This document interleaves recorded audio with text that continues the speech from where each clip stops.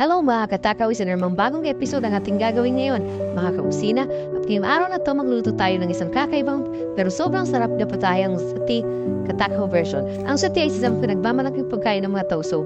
Isa ito sa mga paborito nilang ihain lalo sa almusal. Imagine mo mainit manghang bala sa swak na sok ng mga taong puyat, puwet sa biyahe, puwet sa trabang, perfect pang pagising at pampagana.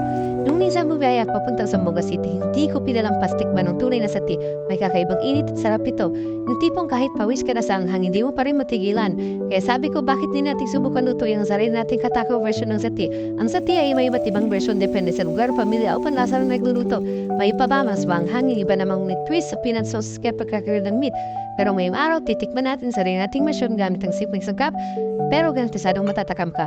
Kaya kung ready ka na guys, samahan mo ako at sabay tayong magluto ng sati. Katakaw version, ihanda na ang sausawan, kanin, at syempre yung pampahid sa anghang. Maraming salamat guys! Have a good day!